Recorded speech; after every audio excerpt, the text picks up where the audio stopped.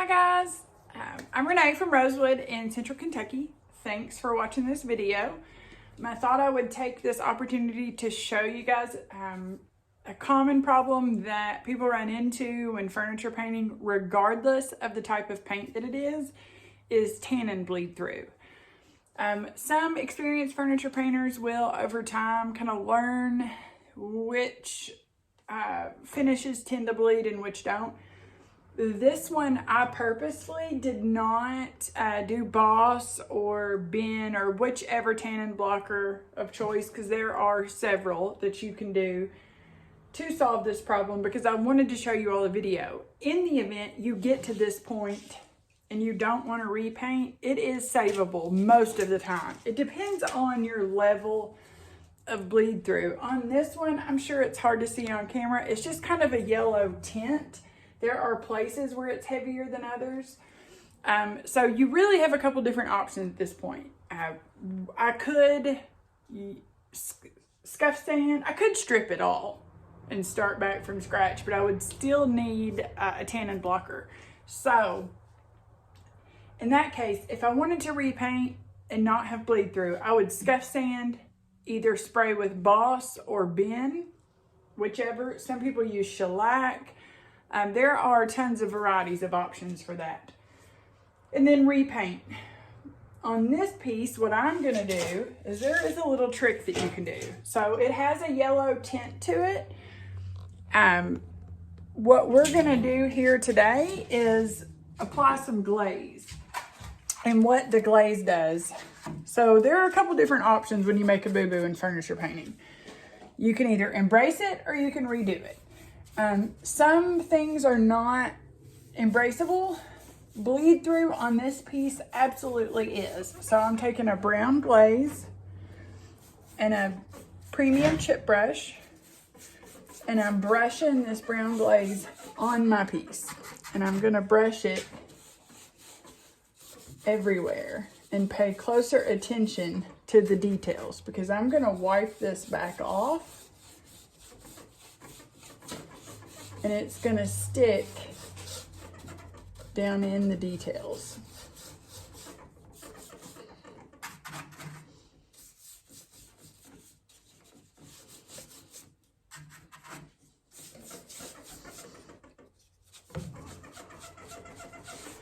This particular piece, my steps along the way where I painted the entire thing, this thing was painted using Dixie Belle products.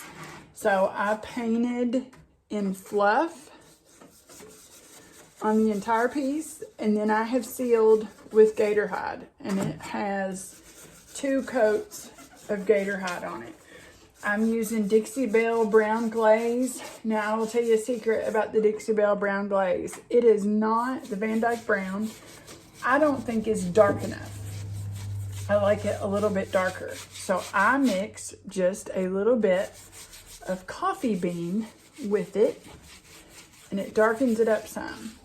Now, if you apply the Gator Hide appropriately enough and it covers your piece really well. So I sprayed this with Gator Hide yesterday, and then I'm doing glaze today. I won't put another coat of Gator Hide back over it. It seems to just absorb right into it, and I don't have any issues. If you wanted to, you absolutely could. You would just need to make sure that the glaze has really dried. So I would wait a few days to do it. But I'm just wiping it back off, and you'll see that it changes the color. Something else that I do that tends to help is I will moisten my towel. So I'm just using a t-shirt rag, and if I get it just a little bit wet, it seems to do better. Now those grooves have these wider grooves have a little bit more glaze in them than I would like. So I'm gonna take a little towel. Doesn't matter the size, I shouldn't say little. But I'm just gonna take my finger and just kind of wipe that out of there. Something else that you'll want to do when you're glazing drawer areas is we're gonna pull these drawers out and wipe off around the corners and the edges. glaze will goop up in those areas and it just doesn't look good. It looks messy. So make sure we get those. So going back and just kind of wiping it down. If you see an area where it's a lot darker or lighter than another, wipe it. But you want everything to kind of have the same tone. You can really see a difference between this leg and the rest of the piece.